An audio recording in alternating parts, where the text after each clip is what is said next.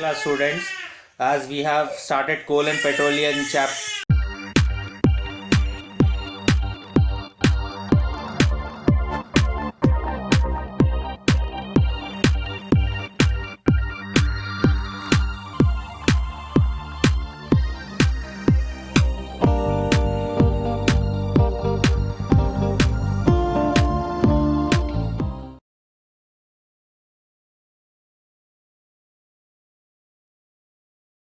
Dear students, welcome to my channel, Learn to Live. In this video series, we will be discussing 8th Standard Science, chapter by chapter, based on NCERT or CBSE syllabus. In the previous video, we learned chapter 4, Materials, Metals and Non-Metals. Those who missed that chapter, or need a revision, please watch it. The link is given in the description. So without any delay, let's start today's chapter. Chapter 5, Coal and Petroleum. We are using a lot of items from nature, like air, water, soil, coal, petrol, etc. In this chapter, we will be learning about the coal and petroleum we obtain from the nature. We will be learning the following topics in this chapter: exhaustible and inexhaustible natural resources. Coal. How coal is made. The story of coal. Petroleum. How petroleum is made.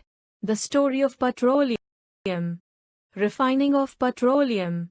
Natural gas. Some natural resources are limited. Finally, we will be discussing some question and answer as a part of revision. So let's get started. Types of natural resources. There are a lot of resources around us that we get from nature. These are called natural resources. For example, air, water, soil, forest, petroleum, natural gas, coal, etc. Some of these natural resources are present in unlimited quantity in nature, while some others are limited. We must learn about these resources in order to use it well and maintain it for the next generation. Those natural resources which are present in unlimited quantity and will not be exhausted by human activities are called inexhaustible natural resources. For example, air, sunlight, water, etc. Those natural resources which are not present in unlimited quantity and will be exhausted by human activities are called exhaustible natural resources. For example, coal, petroleum, minerals, wildlife, etc.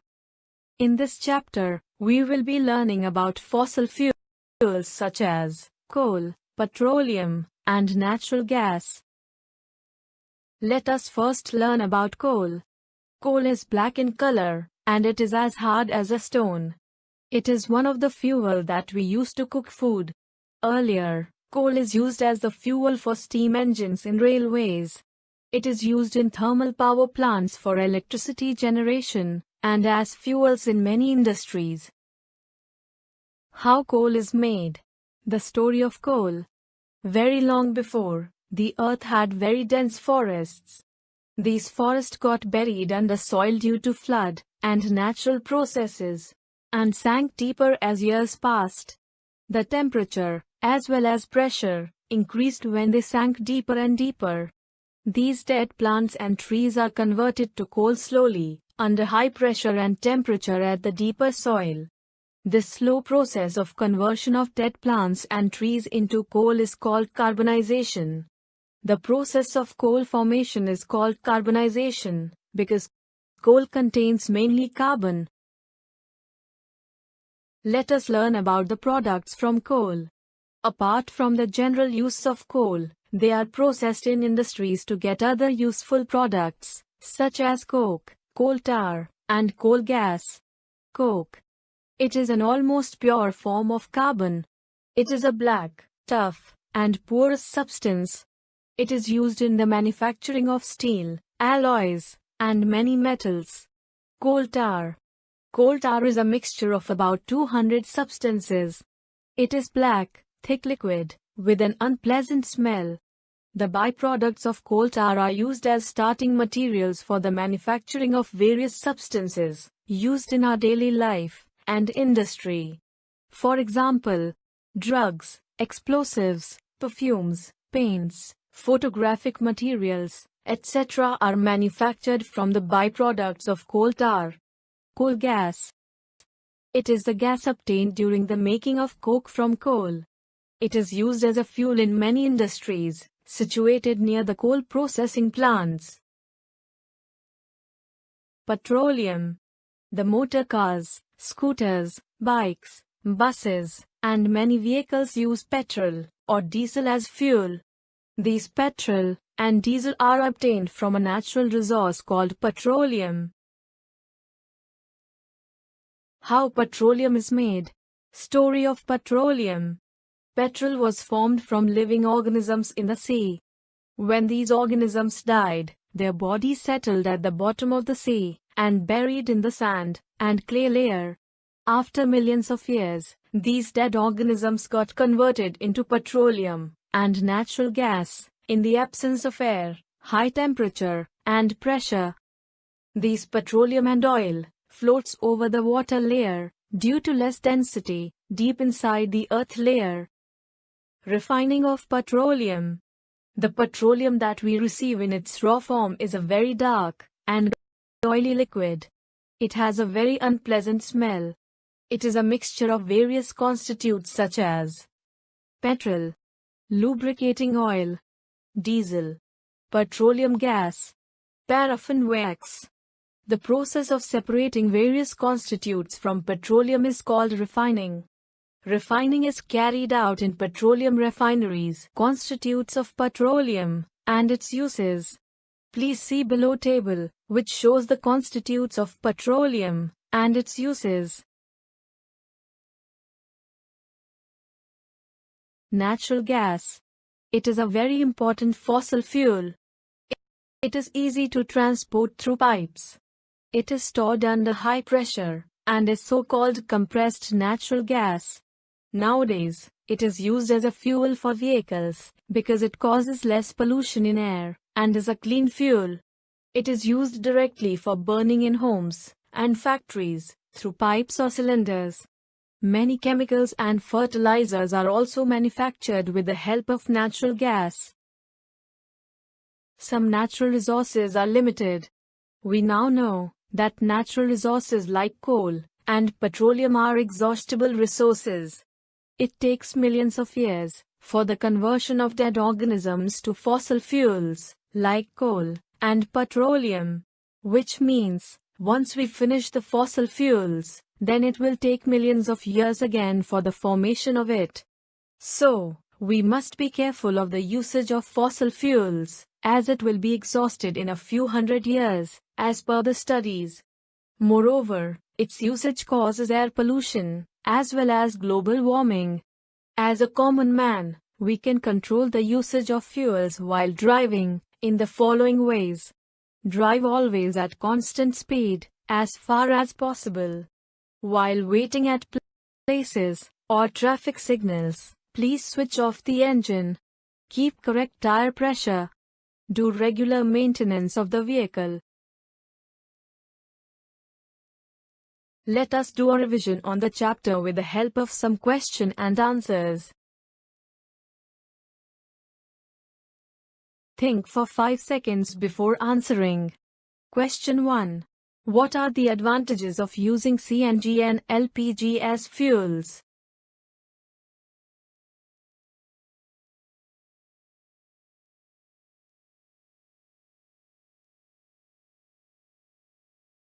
Question 2.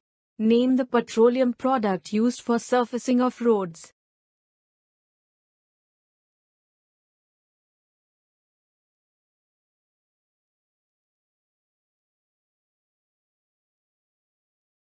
Question 3. Describe how coal is formed from dead vegetation. What is this process called?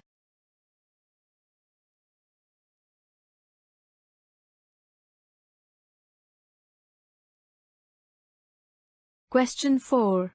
Fill in the blanks.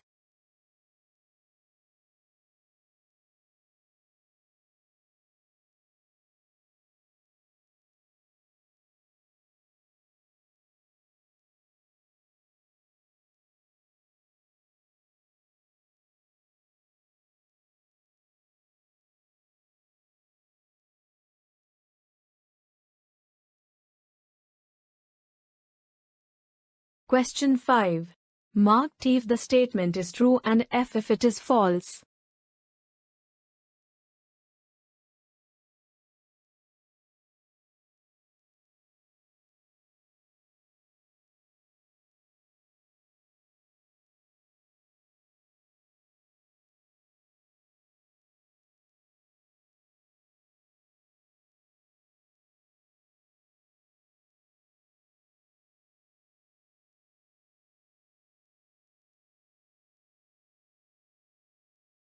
Question 6. Explain why fossil fuels are exhaustible natural resources.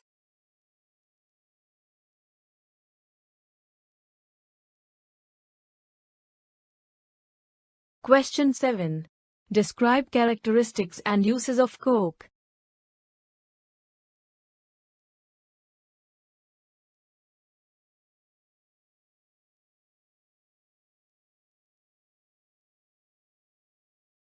Question 8. Explain the process of formation of petroleum.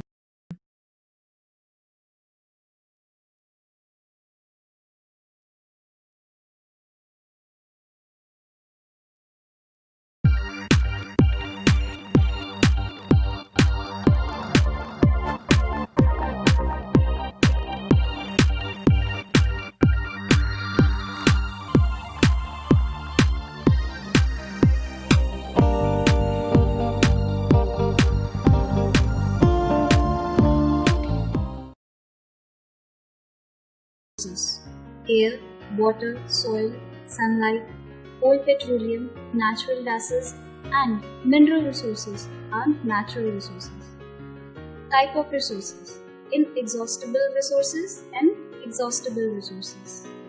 Inexhaustible natural resources: those resources which are present in unlimited quantity in nature and are not likely to be exhausted by human activities are called inexhaustible natural resources. Example: air, water, soil. Now comes exhaustible resources. Those resources which are present in a limited quantity in nature and can be exhausted by human activities are called exhaustible resources. Example: fossil fuel like coal and petroleum. Ma'am, what are fossils? Fossils are the remains of the prehistoric plants or animals buried under the earth million years ago. What are fossil fuels and how are they formed? The natural fuel formed from the remains of living organisms buried under the earth long ago are called fossil fuels. This happened when plants and animals which died million years ago were gradually buried deep in the earth and got covered with sediments like mud and sand in the absence of air, chemical effect of heat, or in the presence of bacteria converts them into fossil fuels. Buried remains of large land plants and animals converted into coal, whereas those of tiny marine plants and animals were converted into petroleum and natural gases. Now I'll tell you more about fossil fuel in detail. Coal. Coal is a hard, black, combustible mineral that consists of carbon. It is formed by the process of carbonization. Ma'am, what is carbonization? The slow process by which the dead plants buried deep under the earth is called carbonization. It is found in deep coal mines under the surface of the earth. In India, coal mines are found in Bihar, West Bengal, Orissa, and Madhya Pradesh. What are the uses of coal? Coal is used as fuel in homes and industry. It is used as fuel at thermal power plant for generating electricity. Coal is used for making coal gases, which is an important industrial fuel. It is used to make coke.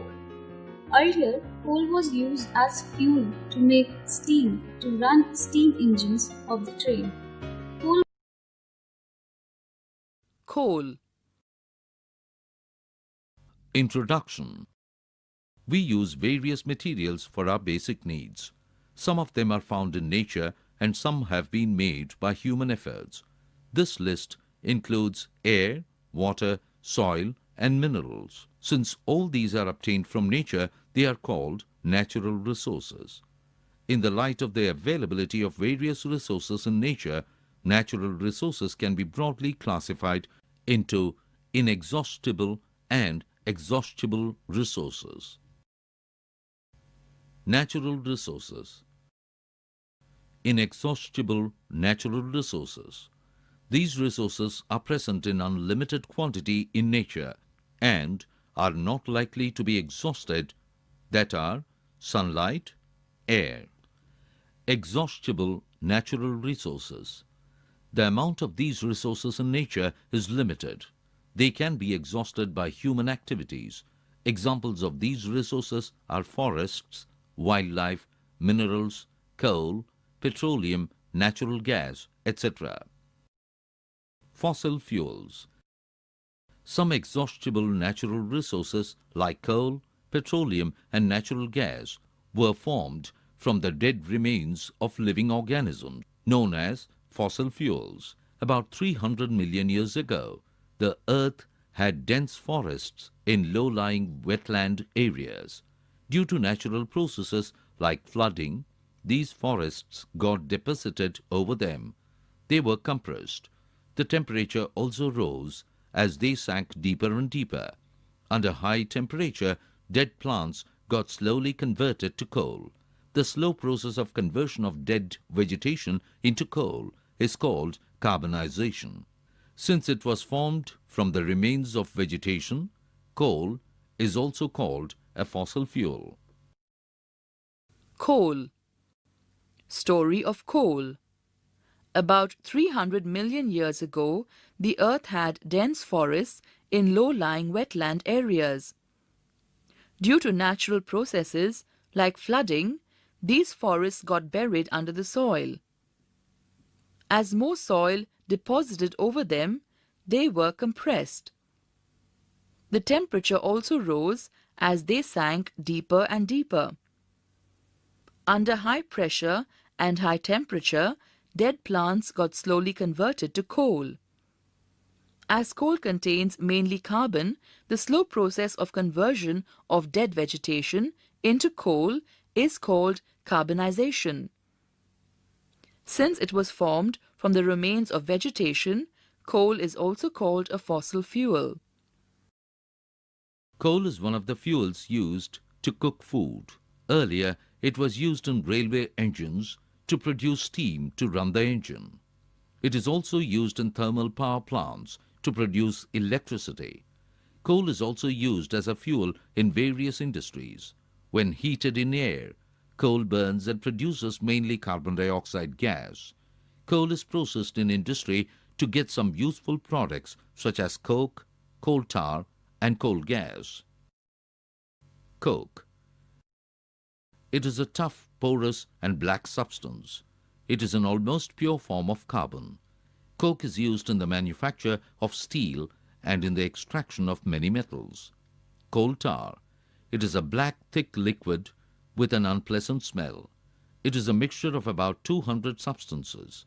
Products obtained from coal tar are used as starting materials for manufacturing various substances used in everyday life and in industry like synthetic dyes, drugs, explosives, perfumes, plastics, paints, photographic materials, roofing materials, etc. Interestingly, naphthalene balls used to repel moths and other insects are also obtained from coal tar. These days, bitumen, a petroleum product, is used in place of coal tar for metaling the roads. It is a tough, porous, and black substance. It is almost pure form of carbon. Coke is used in the manufacture of steel and in the extraction of many metals. Coal gas.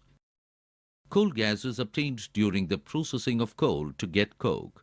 It is used as a fuel in many industries situated near the coal processing plants. Petroleum. Petrol and diesel are obtained from a natural resource called petroleum.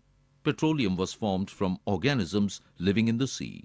As these organisms died, their bodies settled at the bottom of the sea and clay.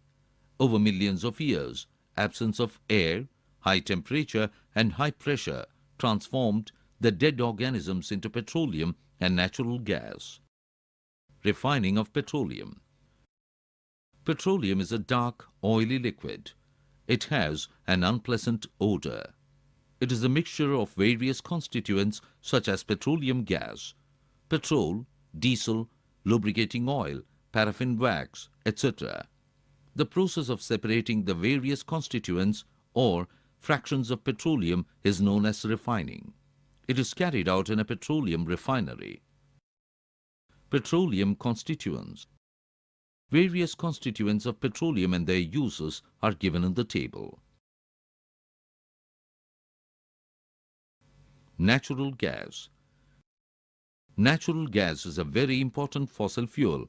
Natural gas is stored under high pressure as compressed natural gas, CNG. CNG is used for power generation.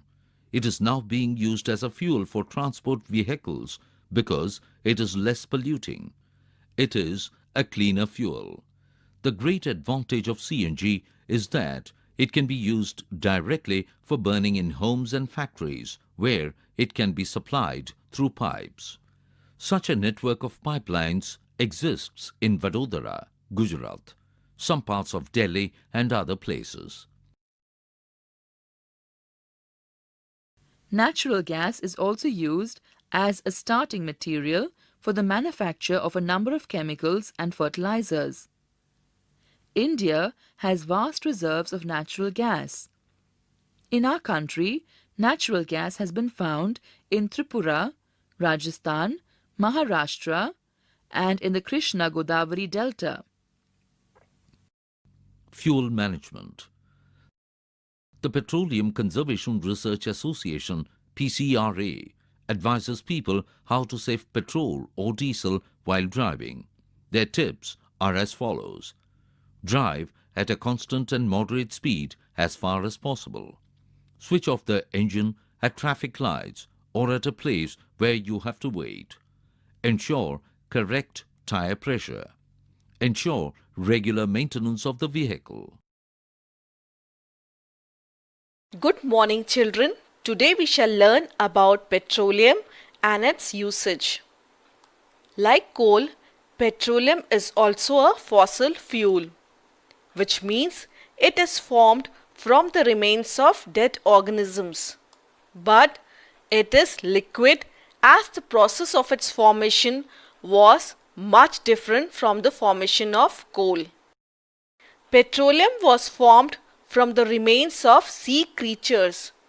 As they died, their bodies settled at the bottom of sea or ocean and gradually got covered by sand, clay, etc.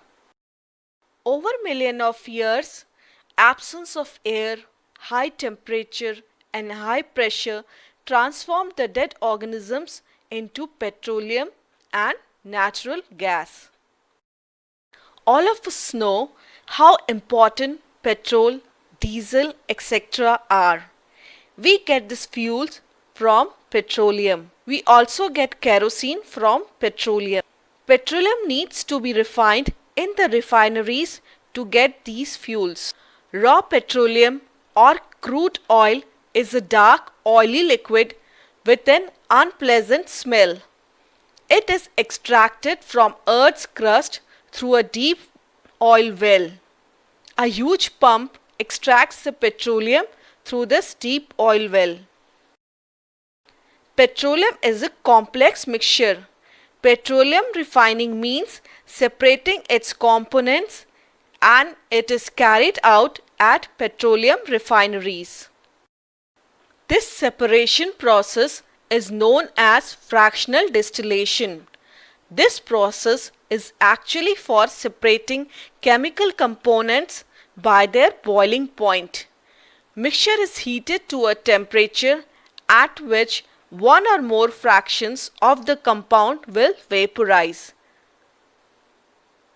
Look, different components vaporize at different temperature and thus get separated.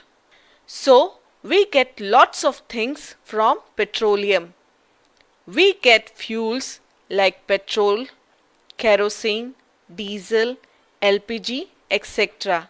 We get lubricating oil.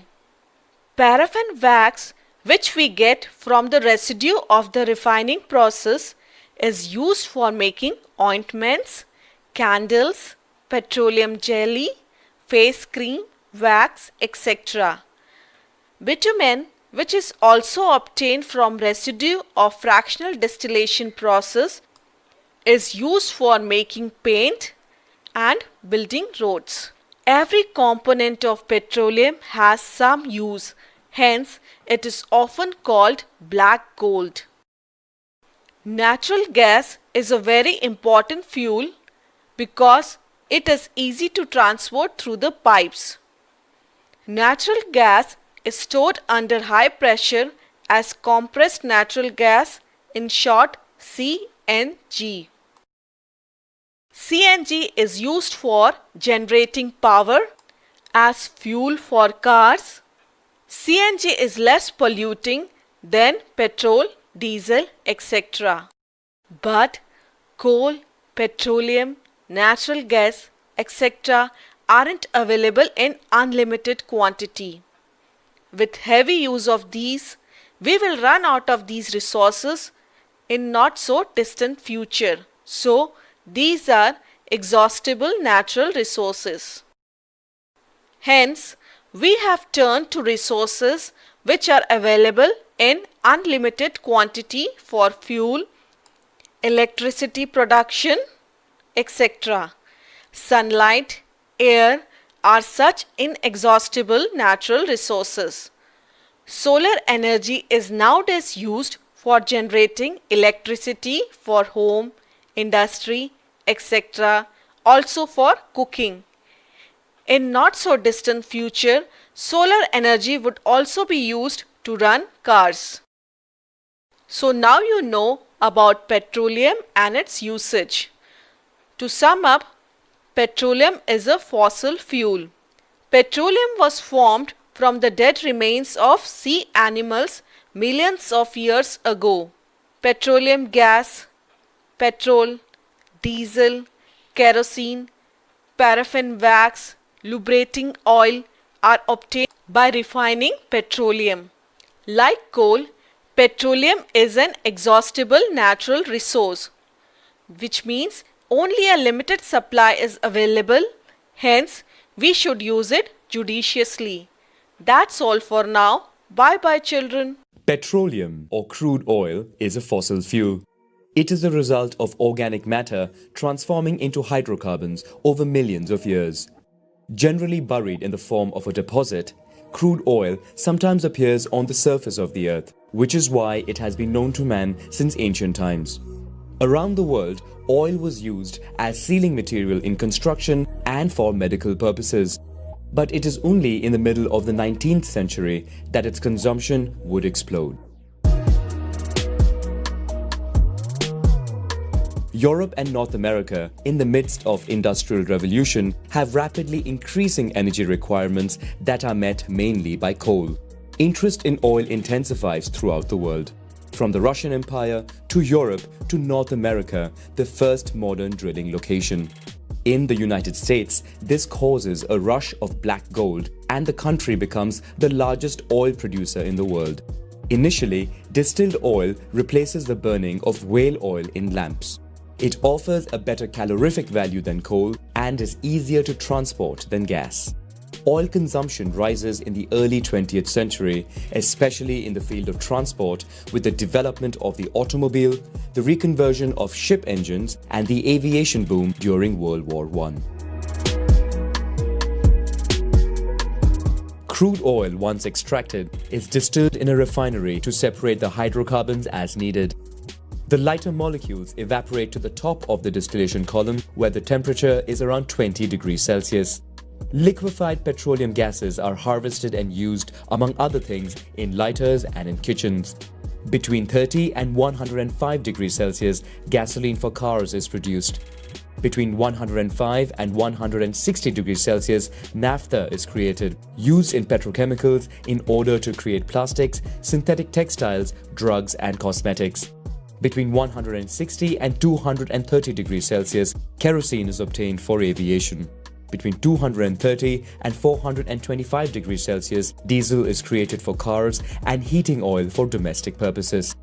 Finally, the thick high-sulfur residue is heated to above 450 degrees Celsius to form heavy fuel oil used by ships and to obtain bitumen used for road construction and roofing. Crude oil was transported in barrels with a capacity of 42 US gallons or slightly less than 159 liters. The barrel thus became the unit for setting oil prices. More and more oil deposit discoveries are made worldwide, including in Venezuela, which becomes the second largest global producer.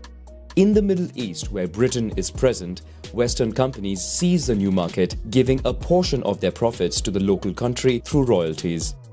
During World War II, demand for oil skyrockets and the resource becomes a major international issue. At the end of the war, the United States signs an alliance with Saudi Arabia, guaranteeing security of the country in return for privileged access to its oil. Western companies dominating oil markets contribute to nationalist movements in producing countries. In Saudi Arabia, an agreement is signed allowing the country to receive 50% of oil profits. In Iran, negotiations with the Anglo-Persian oil company fail, following which the Prime Minister nationalizes the country's oil. In response, the US and the UK secretly organize a coup to overthrow the Prime Minister. The Shah of Iran remains in power and then allows the exploitation of oil in the country by a consortium of Western companies. In the USSR, the discovery of oil fields in Western Siberia pushes the country to invest in its exploitation. Plentiful and cheap oil overtakes coal to become the primary source of energy in the world. So far, its price remains below $3 a barrel. 5 major oil-producing countries decide to unite to derive more benefits. They create OPEC, the Organization of Petroleum Exporting Countries. Together, they want to counter the dominance of Western companies, to increase oil prices, and to have a common policy. The organization would gradually be joined by new nations. In 1972, the United States reaches peak production and is forced to import oil to meet its increasing needs. As the United Kingdom withdraws from the Middle East, security in the region is provided by Iran and Saudi Arabia, which are armed by the West. After the Yom Kippur War between Israel and the Arab states of Egypt, Syria and Jordan, OPEC for the first time uses oil as a political weapon. An oil embargo is imposed on Israel's allies and production slows to inflate the price of oil. This is the first oil crisis which hits industrialized countries whose economies now depend on the black gold. Countries try to reduce their oil consumption and invest in alternatives such as nuclear and hydropower or reinvest in coal. Oil companies in turn explore the world in search of new deposits. Sources at sea called offshore sites are discovered and exploited, particularly in the North Sea. The Soviet Union becomes the largest producer of oil in the world, while in the United States, production increases with the exploitation of Alaskan oil. In 1979, the Iranian Revolution takes place. The Shah's regime is overthrown and replaced by an Islamic republic that sets up an anti-Western policy. Oil production in the country falls, causing the second oil crisis. Following border disputes, tensions between Iran and Iraq lead to 8 years of war. Globally, non-OPEC oil production rises and exceeds production by OPEC countries. Henceforth, supply and demand sets the price for a barrel rather than OPEC. However, for industrialized countries, the stability of the Middle East still remains a priority. Thus, when Iraq and Iran begin to target oil facilities in the Persian Gulf, hundreds of Western military vessels step in to ensure the supply of oil. At the end of the war, Iraq is weakened and indebted to Saudi Arabia and Kuwait. But having received large amounts of military equipment, the country has the most powerful army in the region. Iraq takes advantage of the situation to invade Kuwait following a border dispute. An international coalition is formed under the UN and led by the United States to intervene and neutralize the Iraqi army. This time, the United States establishes a permanent presence in the region by installing military bases and signing defense agreements with Gulf monarchies. The country imposes a series of embargoes against Iran and Iraq, which it considers rogue states. Saudi Arabia, for its part, wants to once again become a major producer of oil. The country has the largest known oil reserves in the world and floods the market to become the largest producer of crude. In Russia, new investment revives the oil industry. But as the price of oil is low and offshore operations unprofitable, oil companies find themselves in difficulty. In 1998, they begin to merge together and combine forces. 6 giant oil companies are born that would become the richest and most influential in the world. In the Middle East, the military presence of the United States begins to raise concern. On one hand, radical Islamists do not want the presence of an Israeli ally on their soil. On the other, some consider the sanctions imposed on Iraq and Iran as too heavy. On September 11, 2001, the United States becomes the target of a major terrorist attack on its territory. 15 of the 19 terrorists were Saudis, raising grave concerns. The US actively seeks new sources to reduce oil dependency on the Saudis. In Africa, production accelerates after the discovery of large offshore fields off the Gulf of Guinea. In the Middle East, the United States invades Iraq under the pretext of its war against weapons of mass destruction. A few years later, the country's oil would be back on the international market. Iran, for its part, opens its market to new rising Asian powers such as China and India. The abundant supply of oil in the world stimulates the economy. Growth skyrockets, mainly in emerging countries. In addition, Wall Street traders speculating on black gold push prices further upward. But the financial crisis of 2008 would cause a sharp drop in prices. Venezuela, over a few years, discovers it holds the largest known oil reserves in the world, putting it ahead of Saudi Arabia. With more global demand for oil, its price rises again. The unconventional exploitation of petroleum becomes profitable despite the difficulty in its pumping and treatment. Thus, in Canada and Venezuela, oil companies rely on the exploitation of huge oil sand deposits. As this thick bitumen is found near the Earth's surface, forests are raised to extract the oil. It is then transformed with more expensive, highly polluting techniques. While offshore now provides 30% of global production, oil companies try exploiting deeper deposits. In the Gulf of Mexico, an attempt to make the deepest borehole in the world fails, causing one of the world's worst-known oil spills.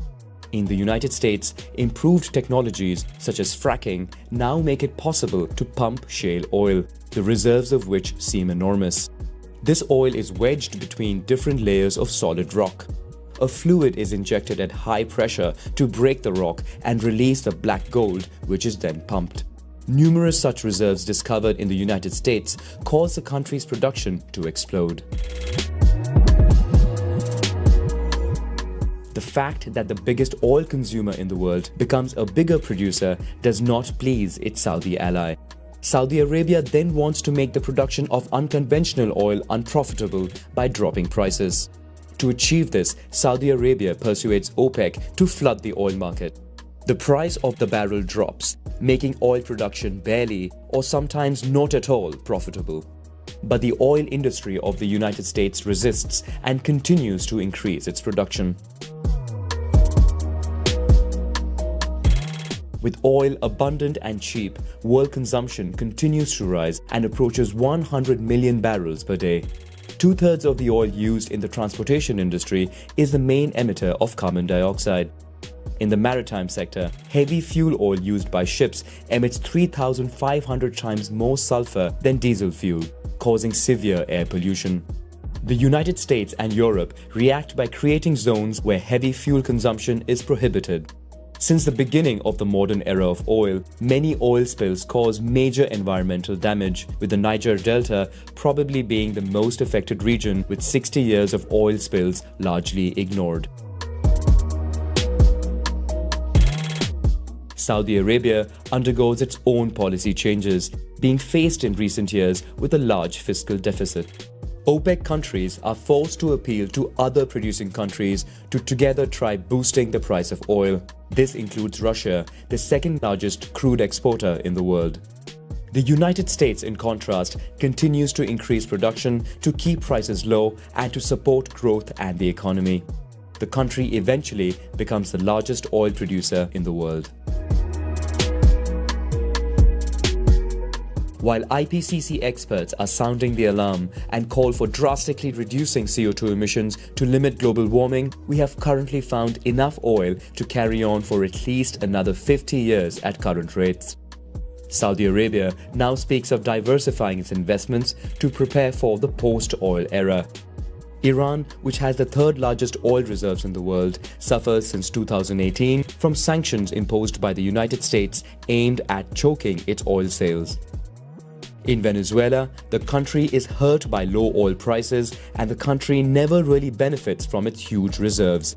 Political instability could potentially impact exports, which currently mainly benefits China and Russia. Meanwhile, oil companies remain among the most powerful entities in the world. In 2017, 5 of them figure in a list of global top 10 companies with the highest turnover. The International Maritime Organization imposes drastically reduced sulfur emissions goals for vessels by 2020. This could force the industry to abandon heavy fuel oil in favor of other hydrocarbons, which may push up its demand and price. If the price of a barrel increases, the exploitation of unconventional oils could restart with renewed vigor. This includes areas such as the Arctic, which shows promise of holding vast deposits. And with polar ice caps melting, it makes it possible to explore new areas potentially rich in oil.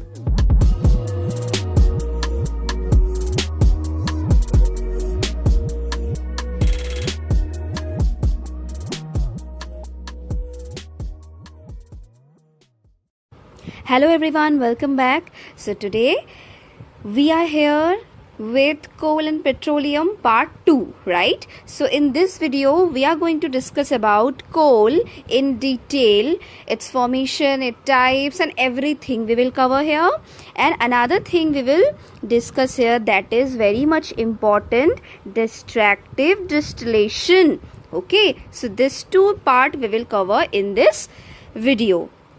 So here you can see type of fossil fuels. So in last video we have discussed about types of fossil fuels and we have got 3 different types of it. Number 1 is coal, second is petroleum and third is natural gas, right? So today we are only discuss about coal. Okay. So coal are basically, here you can see, these are coals. These are nothing but sedimentary rocks. Okay, what are they? They are basically sedimentary rock that burns easily, which can burn. Okay, it mainly contains carbon. See, hydrogen is H, oxygen, hydrogen is H2 basically, and oxygen is O2. Okay, and it has also nitrogen and sulfur as well. Okay, so the main components are hydrogen, carbon and oxygen. Main very basic component is carbon. After that hydrogen and oxygen.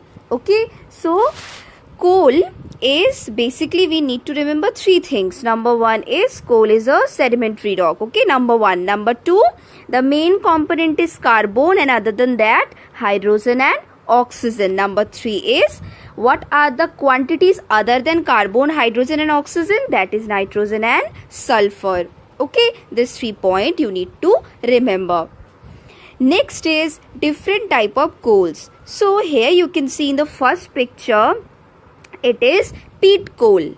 Okay, second picture is lignite, third is bituminous, fourth is anthracite. So we will categorize it into 4 parts depending upon the carbon content in it. Means what? What is the carbon percentage present inside the coal? Okay, first one we have taken, that is peat. Peat coal consists of 60% of carbon. Okay, we have discussed in the previous slide that the basic component is carbon. Remember this thing. And this, depending upon this carbon content, we have segregated, we have differentiated into 4 categories. So first and the least carbon content is of peat.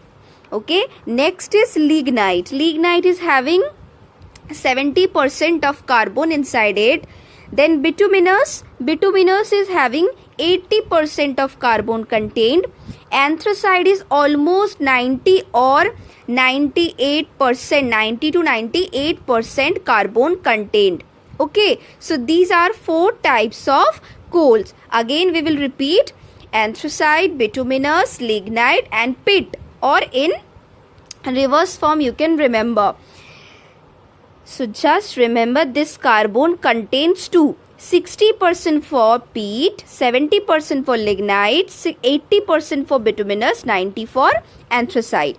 Now depending upon this carbon content, which one is having the largest one? Anthracite. Which one having the least one? That is peat. The first one, that is anthracite, is considered to be the best coal. Why? Because it is having the largest carbon content. Okay, so which is having the largest carbon content? Anthracite. So it is the best coal. Which is having the least carbon content? Peat. Remember?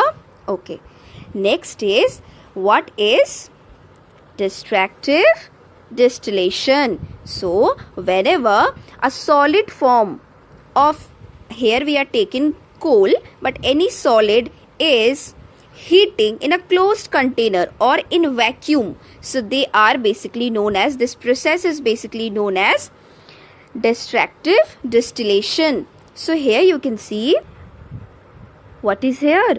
Coal, powdered coal. Here it's a burner, it's a tripod.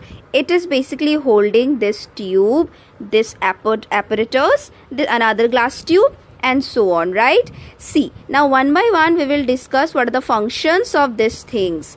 Number 1 is powdered coal. If we heat powdered coal, if we heat this powdered coal in complete vacuum, then what we have? We have 3 different type of things. Number 1 is coal gas, which is evaporating from here. Another one we will have just at the bottom, coal tar, and the third one, it is ammoniacal liquor. Now we will see one by one what things we are actually getting from here and what are the functions of them. The first thing we are getting is coke. Is basically used as the reducing agent in metallurgy as fuel. So first we will understand this term, what is called metallurgy. Metallurgy means the process in which basically we extract metal from its ore. We extract metal from its ore. Okay, so ore is what? Ore is basically a natural occurring solid material from which we can extract metals or valuable minerals profitably. Okay, that is ore. And this process of extraction is called metallurgy. Okay, so why this is called reducing agent? See, in this equation you can follow this equation. Here you can see Zn plus O, it is zinc oxide. Zn means zinc, O means it is the oxide of zinc, that is zinc oxide. If I am placing C, that is the formula for coke, because it is derived from carbon, right? Coal, it is derived from coal, that is basically nothing but carbon. The main component of coal is nothing but carbon, right? Okay, so ZnO plus C, here you can see it can substitute this. We can have Zn plus CO. So can you see this? So carbon is basically what? It is basically a reducing agent. So hopefully you can understand. And here you can see zinc oxide is basically an ore. and zinc is the metal. So this process is basically what? This process is basically metallurgical procedure, right? So this thing is also can be used as fuel in metallurgy. Okay, next we will discuss about the ammonium liquor. So what is ammonium liquor? What is the chemical formula for it? Ammonium liquor is nothing but solution of ammonia. So ammonia is NH3 and solution, aqueous solution, we need to add some water. So we will have NH4OH. This is basically your ammonium liquor or ammonium solution. Okay, so what is the necessity of this thing? Why we are learning this? Because it is basically can convert into ammonium sulfate, and ammonium sulfate is basically a very good fertilizer.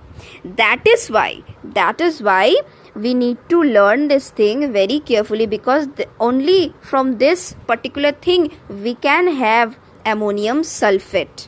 Okay, and ammonium sulfate is very good fertilizer. Ammonium sulfate is very good fertilizer.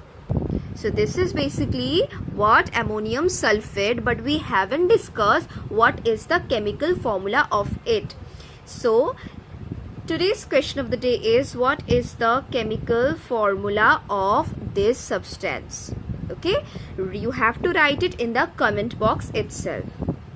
Okay, next we will proceed to coal tar, which is the last remaining part of the destructive distillation, right? Coal tar basically is a very thick ring, and this coal tar is having various uses like smoothing the surface of road.